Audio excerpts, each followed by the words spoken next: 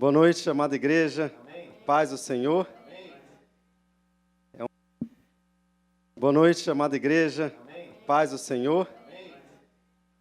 É uma honra para a gente, enquanto família, servir aqui. E a gente, em 2014, a gente teve uma mudança de vida. Eu já era pastor, auxiliar da Igreja Missão Evangélica Praia da Costa. E aí, em 2014, a gente recebeu uma ordem do Senhor e a gente, então, fizemos o que para muitas pessoas é loucura, mas vendemos tudo, colocamos tudo à venda e fomos, então, para um campo missionário. Ficamos numa base missionária, numa cidadezinha perto de Oslo, na Noruega, durante um ano, e de lá, então, partimos para Bergen, uma outra cidade, e servimos lá numa organização missionária chamada TENT, que trabalha com um modelo missionário que é muito interessante, que depois, se Deus quiser, a gente vai conversar um pouco mais sobre isso. É você usar a tua profissão para poder invadir lugares onde o Evangelho não tem a possibilidade de chegar. Então, a gente a organização em si conseguiu colocar mais ou menos em torno de 65 missionários espalhados pelo mundo, graças a Deus. E aí, só um exemplo, por exemplo, é ótimo. Só um exemplo, em Mianmar, por exemplo, existe um missionário lá agora, a gente não tem como falar o nome dele, mas existe um missionário da organização que está lá agora, que a gente conseguiu colocá-lo lá fazendo doutorado numa universidade, porque não tinha como entrar. Esse missionário, então, ele já está com 3 células funcionando durante a semana, expandindo o Evangelho. Graças a Deus. Então, essa é a organização que a gente trabalhava. Essa é a organização que a gente desenvolvia o nosso ministério, e a gente, então, é da área de saúde, e a gente foi para lá para servir como isso. Fizemos um projeto que, se Deus quiser, vai começar agora, de implantação da área de saúde, mandando missionários para lugares onde tem campo de refugiado, e lá, então, vai ser desenvolvido uma frente da área de saúde como porta que se abre para missionários da área de saúde que podem entrar em determinados países que estão fechados. Então, esse é o missionário, esse é do jeito que a gente tem que veio servindo. Meu irmão, eu queria muito, em nome de Jesus, que você colocasse a mão na tua Bíblia e você repetisse comigo só as palavras que eu vou dizer, mas com fé no teu coração, acreditando no que você vai falar. Você repete comigo assim: a Bíblia é tudo aquilo que a Bíblia diz que eu sou. A Bíblia é tudo aquilo que a Bíblia diz que eu sou. A Bíblia fala que eu posso fazer todas as coisas em nome de Jesus. A Bíblia fala que eu posso fazer todas as coisas em nome de Jesus. E eu posso mudar a minha vida.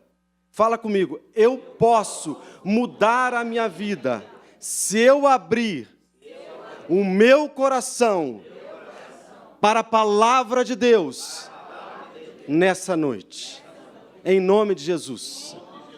É nisso que nós acreditamos, que a palavra de Deus ela tem um poder absoluto de, numa simples ministração, não simples pela palavra, simples pelos ministrantes que estão aqui na frente, invadir a tua vida e transformar a tua vida de uma maneira como você nunca viu. E você sair daqui completamente mudado e alterado pela palavra única e exclusivamente de Cristo Jesus. Amém? Abre a tua Bíblia para mim em Atos, capítulo 3, no versículo 1 ao 10.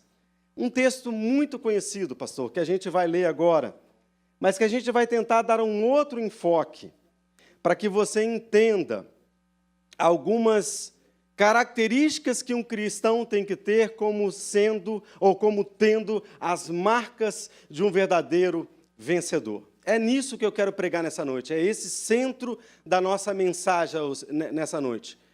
Em Cristo Jesus, eu tenho as marcas de um vencedor. Pedro e João subiam ao templo para a oração da hora nona. Era levado um homem, coxo de nascença, o qual punha diariamente à porta do templo, chamada Formosa, para pedir esmola aos que entravam. Vendo ele, Pedro e João, que iam entrar no templo, implorava que lhe dessem uma esmola. Pedro, fitando-o juntamente com João, disse: olha para nós. Ele os olhava atentamente, esperando receber alguma coisa. Pedro, porém, lhe disse: eu não possuo nem ouro, nem prata, nem ouro, mas o que tenho, isso eu te dou. Em nome de Jesus Cristo, o Nazareno, você levanta e anda. E tomando-o pela mão direita, o levantou imediatamente. Os seus pés e tornozelos se firmaram. De um salto se pôs em pé e passou a andar e entrou com eles no templo, saltando e louvando a Deus. Viu todo o povo andar e louvar a Deus e reconheceram ser ele o mesmo que esmolava, assentado à porta formosa do templo, e se encheram de admiração e assombro por isso que lhe acontecera. Meus irmãos, esse texto aqui é um texto extremamente rico. A gente pode, então, se deleitar nesse texto aqui e tirar inúmeras mensagens. Mas, antes de tudo, antes da gente iniciar, eu queria que você entendesse o contexto que essa mensagem foi escrita. Era um momento em que a igreja primitiva, a igreja de Atos, se iniciava. Descia aqui o Espírito Santo de Deus sobre a igreja. Essa passagem aqui é logo depois daquela passagem tão conhecida que Pedro prega e que 3.000 se convertem. É logo depois dessa passagem. Essa passagem aqui é aquela onde você verifica o nascimento da igreja de Jesus Cristo, da igreja de todos os tempos, da igreja atual. O Espírito Santo desce sobre todos que estão ali presentes. E aí Pedro, então, escreve, no livro de Atos, fala sobre Pedro e João, passando, então, por esse milagre glorioso em nome de Cristo Jesus.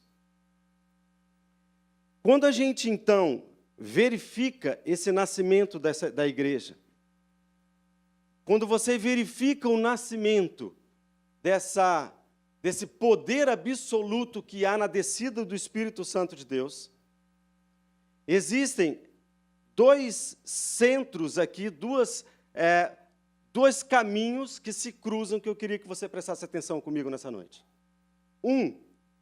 Pedro e João estavam andando para fazer as orações, que chama oração das horas nona. O que significa isso? Todos os judeus, lembra que eu falei com vocês agora? A igreja era uma igreja que estava se convertendo em massa, vindo do judaísmo. Então, mesmo o judeu, agora cristão, ele ainda trazia algumas características do judaísmo antigo. Então, vinham tradições, e uma das tradições era as orações nonas. Os judeus, não sei se até então, mas nessa época, oravam 3 vezes ao dia. 9 horas da manhã, 3 horas da tarde, e logo depois, no entardecer ou no pôr do sol. Às 3 horas da tarde, então, Pedro e João estão caminhando. Então, estão indo ao templo fazer as orações. Então, pensa comigo. Existe, então, a promessa vinda de Deus sobre a vida de Pedro e João, caminhando numa determinada estrada, indo até o templo. No outro lado, existia esse coxo, esse paralítico, esse homem que a Bíblia não fala nessa passagem, mas ele tinha aproximadamente 40 anos, de acordo com os estudos dos livros do Champlin. Mais ou menos 40 anos. Então, há 40 anos. E é interessante falar porque ele era de nascença. Ele nasceu assim. Ele nasceu coxo, ele nasceu paralítico. Então, há 40 anos, alguém pegava ele, levava ele até a porta do templo, colocava ele na porta do templo, ele esmolava ou pedia esmola ali durante todo o dia, voltava para casa, e essa era a rotina de vida desse homem. Durante 40 anos, uma rotina de vida de desmotivação, uma rotina de vida de não ter sonhos, uma rotina de vida de ter todas as características negativas sobre ele, uma rotina de vida de um homem completamente destruído socialmente.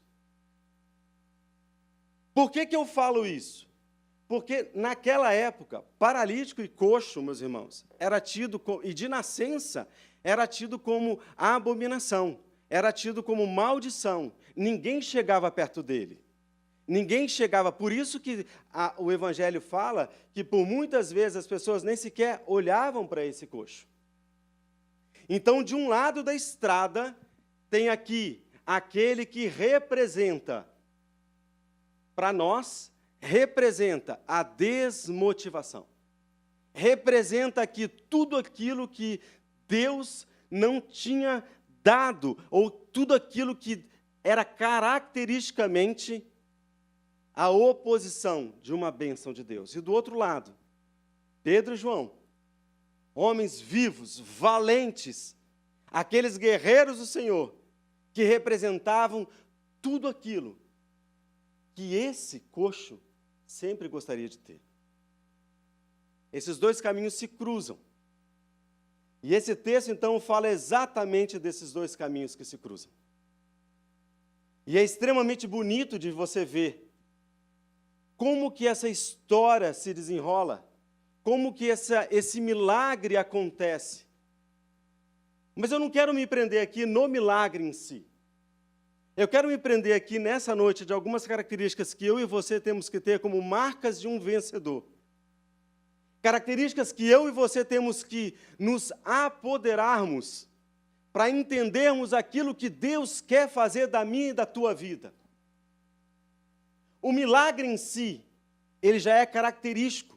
O milagre em si, ele já é promessa de Deus. É lindo você ver aqui que Deus pode curar uma pessoa num instante, tanto que Pedro fala com ele, levanta agora e anda, vai, levanta agora, não tem outra conversa. Todo o capítulo 3, ele usa pelo menos 1 ou 2 versículos para explicar fisicamente o milagre. Levanta e anda, acabou, é só isso que ele fala. O que eu quero tentar extrair do texto junto com vocês é o que tem antes e o que tem depois desse milagre. O que representa para mim e para a tua vida, em nome de Jesus, o poder absoluto que existe nesse capítulo. O que eu e você temos que sair daqui nessa noite, entendendo, para a gente ter essas marcas de um vencedor. Primeira característica, primeira coisa que eu quero que vocês percebam comigo. No versículo 2, era levado um homem coxo de nascença, ao qual punham diariamente a porta do templo chamado Formosa para pedir esmola aos que estavam. Versículo 3, vendo ele a Pedro e a João, que iam entrar no templo, implorava que lhe dessem uma esmola. Meus irmãos, em nome de Jesus, a gente não pode espiritualizar tudo e dizer que esse coxo, o dinheiro não ia fazer diferença para ele. Lógico que ia. Lógico que ia fazer diferença. Era o que matava a fome dele. Ele não estava completamente errado, ele não estava equivocado em pedir a esmola. Era o que ele sabia fazer. Era o que ele tinha para poder matar as suas necessidades físicas, a sua fome. Só que nesse momento, iria mudar alguma coisa na vida desse mendigo, ou desse que esmolava, desse coxo, desse paralítico. Alguma coisa ia mudar se Pedro e João tivessem simplesmente dado a esmola para ele e voltado e entrado no templo.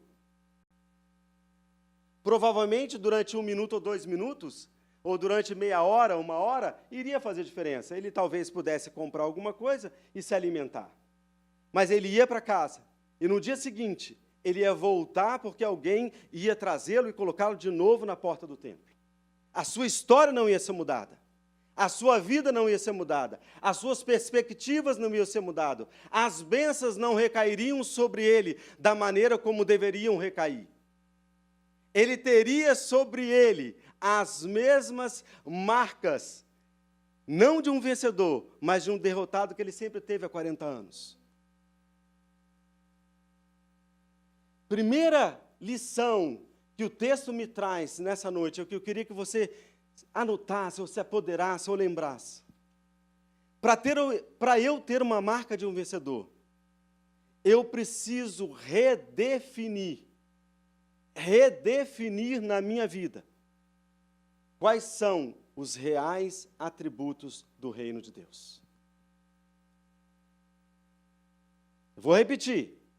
Para que eu me apodere das marcas de um vencedor, para que eu seja verdadeiramente aquele que entende as bênçãos do reino de Deus, eu tenho que redefinir na minha vida quais são os reais atributos do reino de Deus.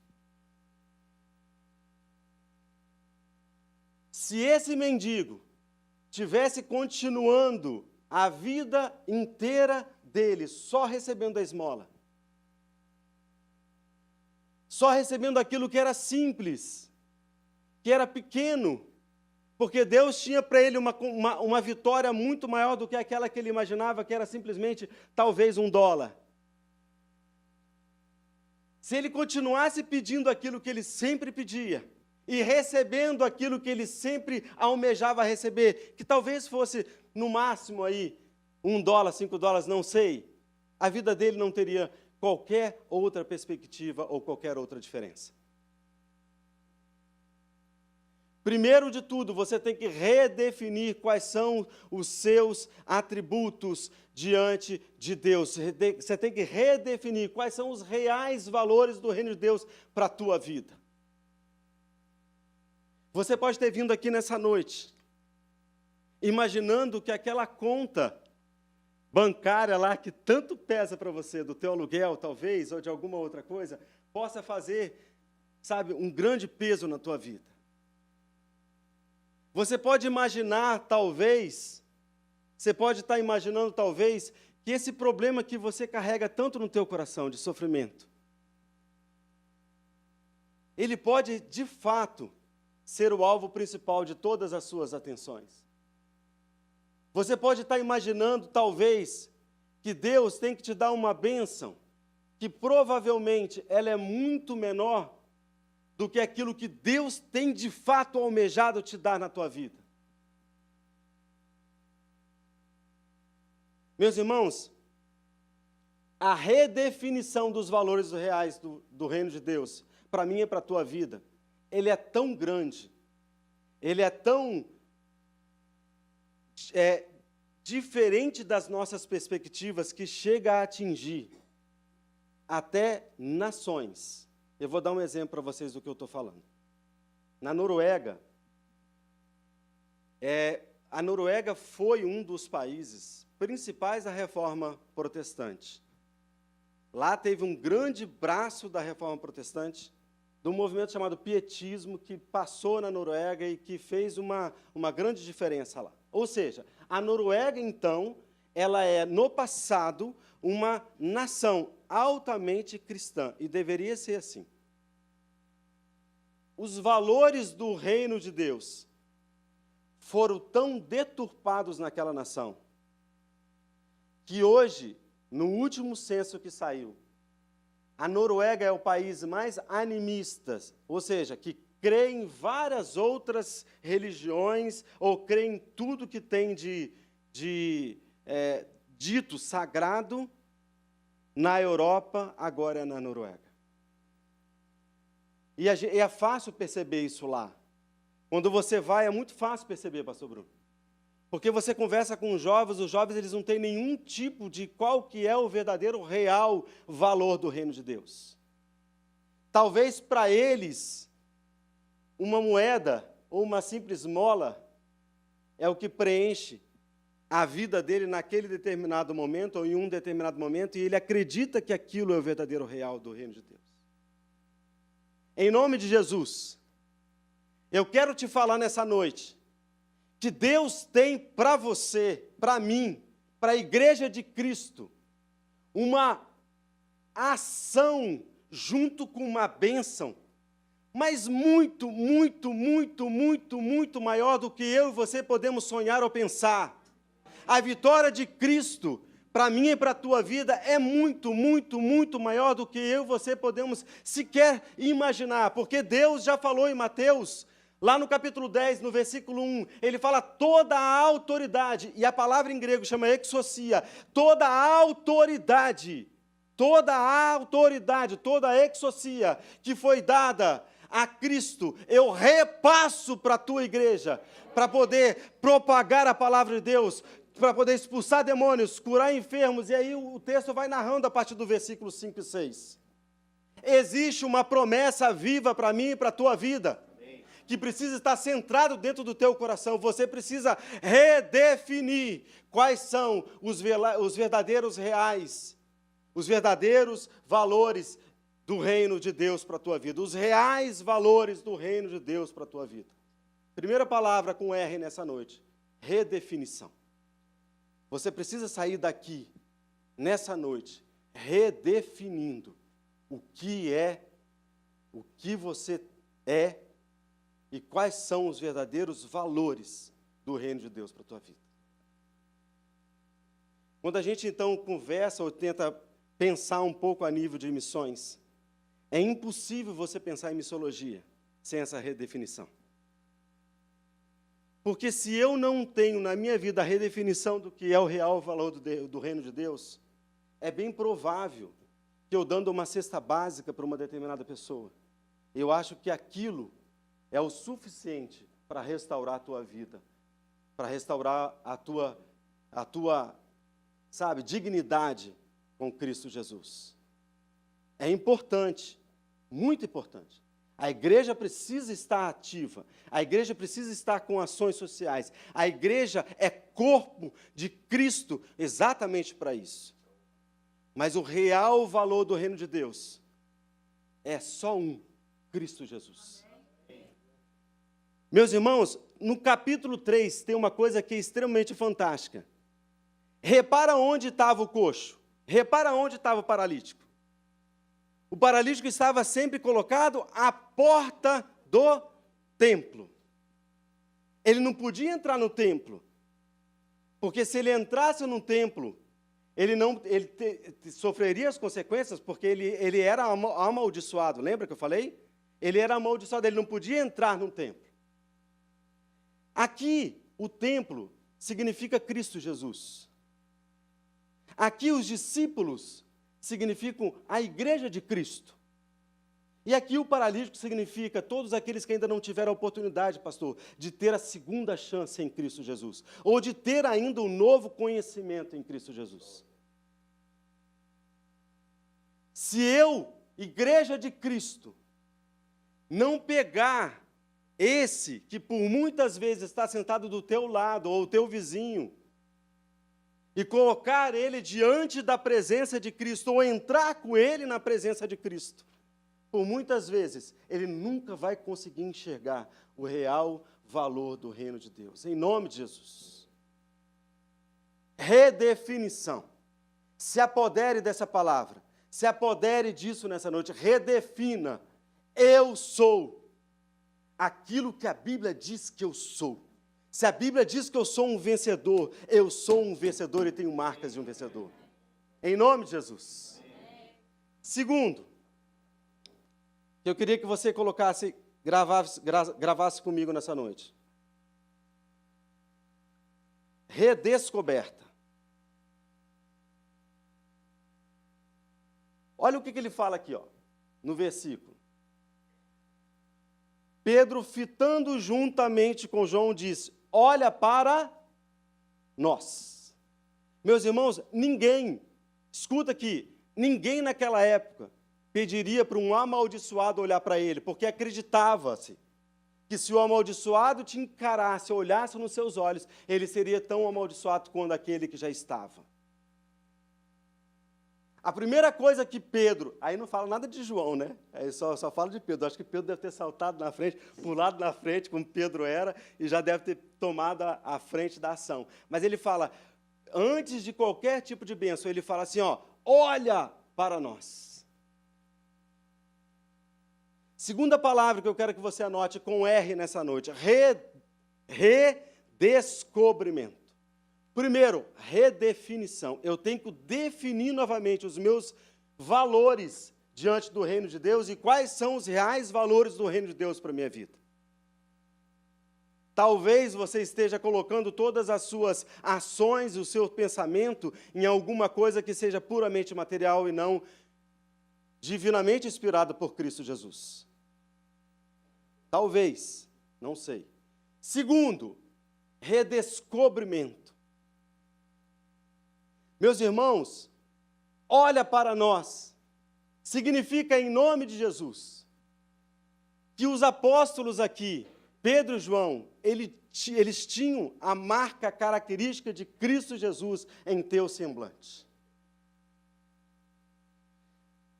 A maior porta hoje de missiologia cristã,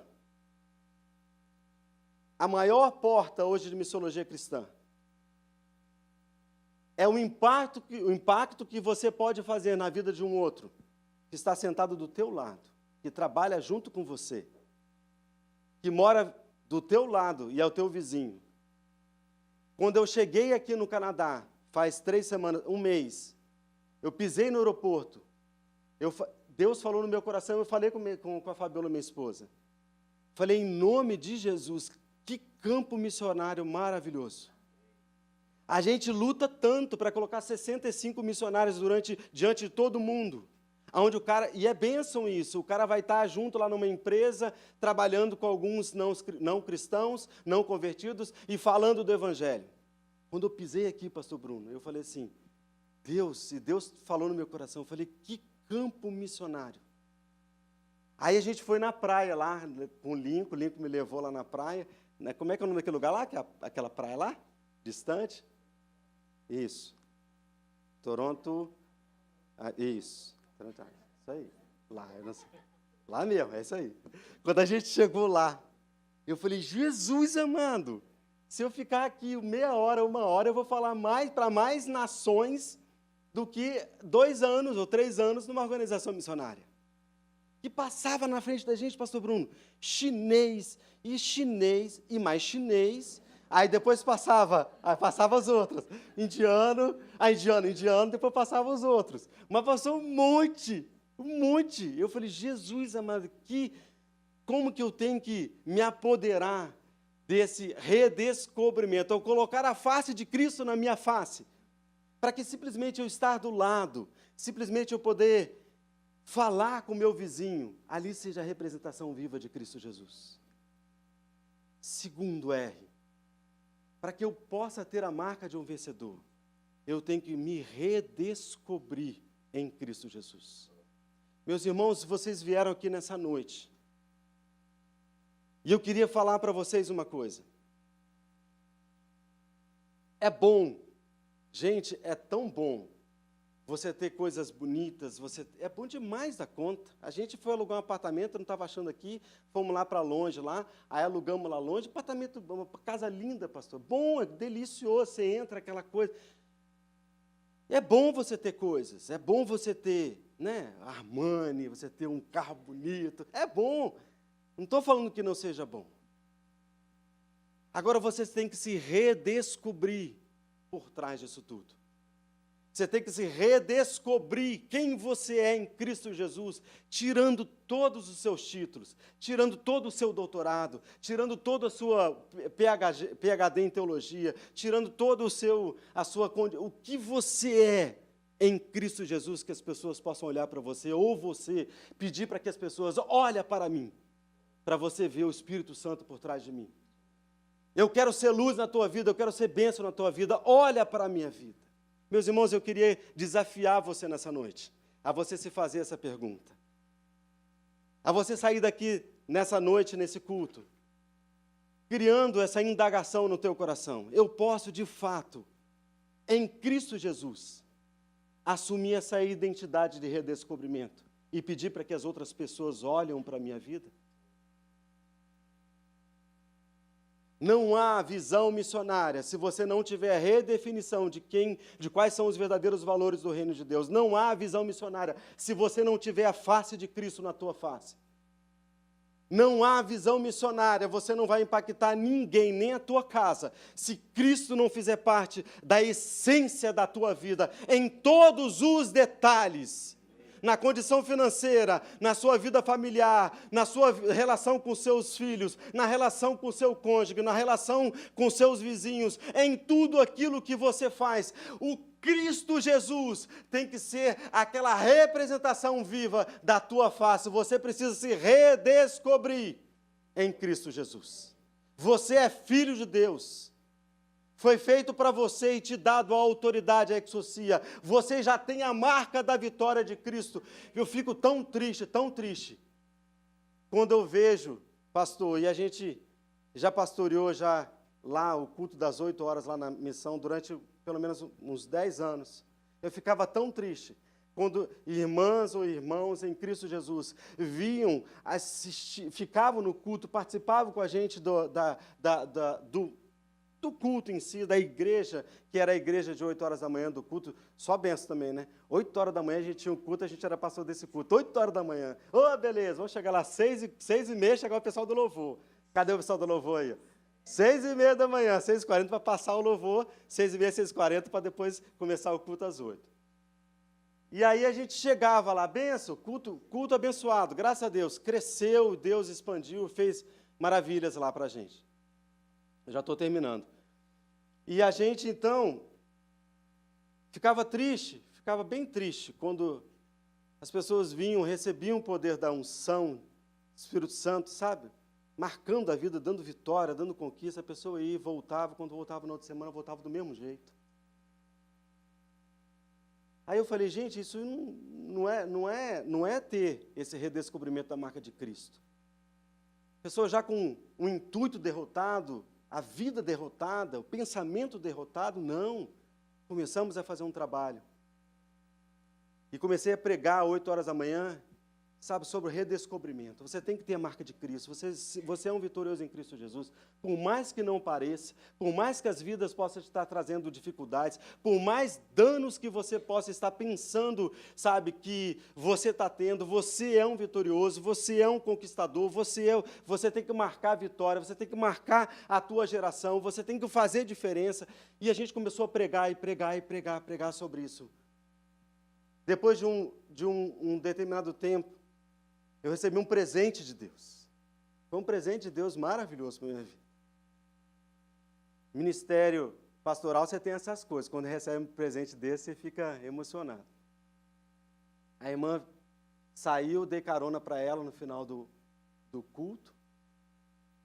Aí, no metade do caminho, dando carona para ela, ela falou assim, pastor, você não sabe de uma coisa. Domingo passado, eu ia sair daqui, e foi o meu culto. Eu falei, minha irmã, não marca isso no culto. Não, pelo amor de Deus, marque outra coisa. Mas foi o meu culto. Eu ia sair daqui e ia pedir o divórcio do meu marido. Aí por isso que eu falei com ela, não marca isso no culto, não, marque em outro lugar, pelo amor de Deus, vai marcar essa ação logo depois do culto de domingo. Aí ela foi e falou assim, eu ia pedir o divórcio.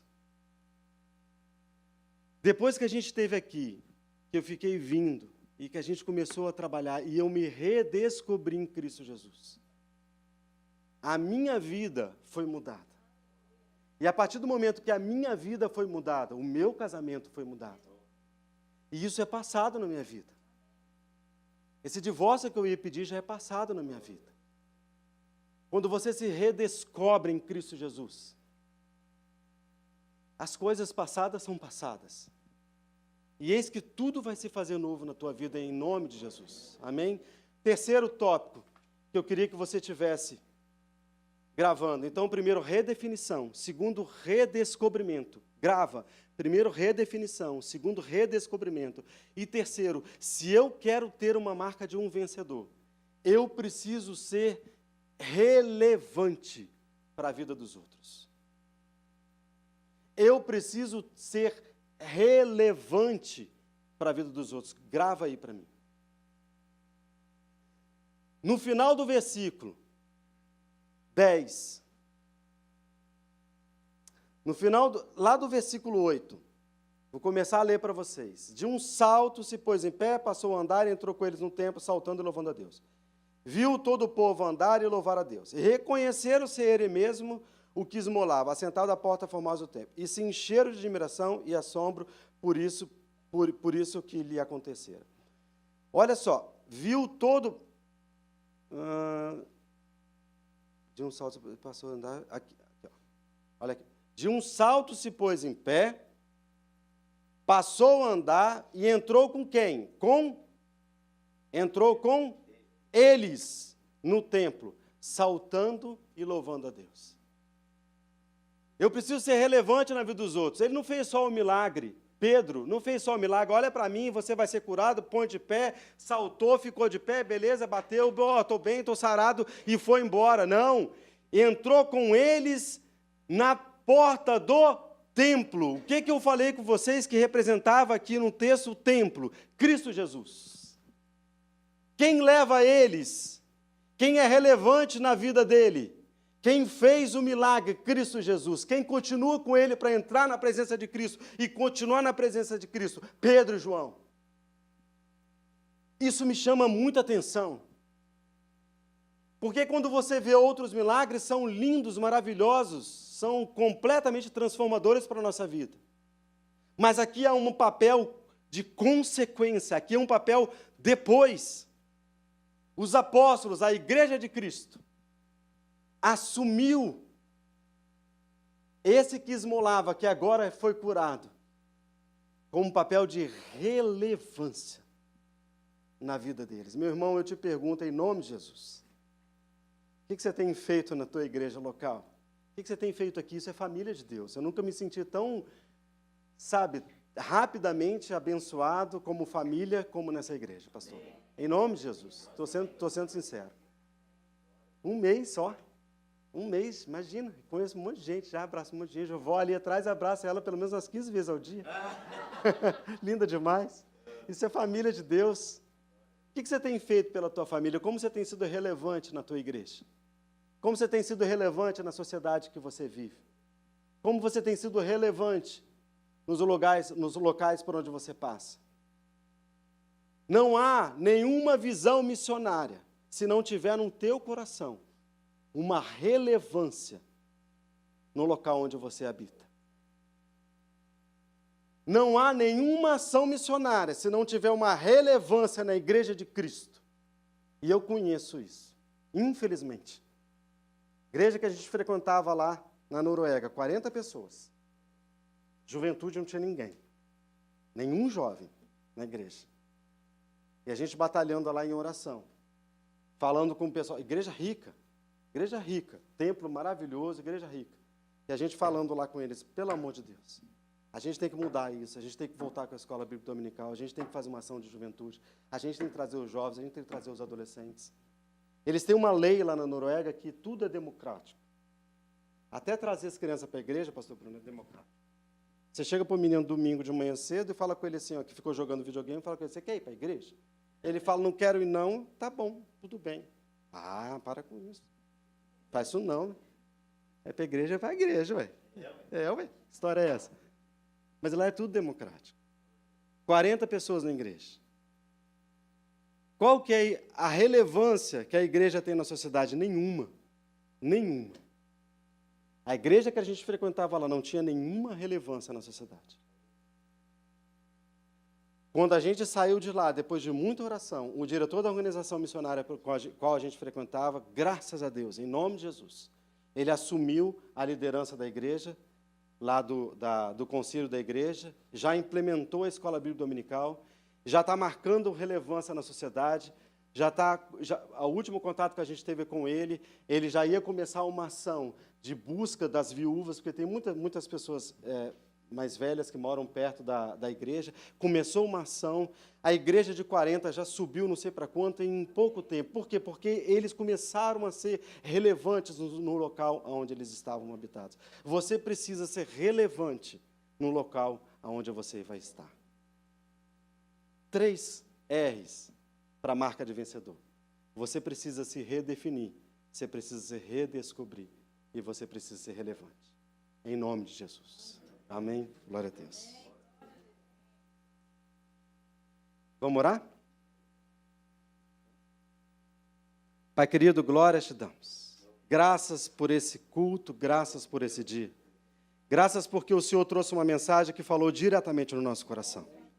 E eu tenho certeza absoluta, Pai, não tenho medo de falar na autoridade de Cristo Jesus, que pessoas foram impactadas pela Tua palavra, pelo sangue derramado na cruz, pelo Teu nome poderoso de Cristo Jesus, e por essa palavra que não voltou vazia, que invadiu vários corações e vai redefinir, redescobrir e criar relevância em vários corações nessa noite. Eu oro, Pai, e entrego essa palavra em nome poderoso de Cristo Jesus. Amém. Amém. Amém. Deus abençoe, querido.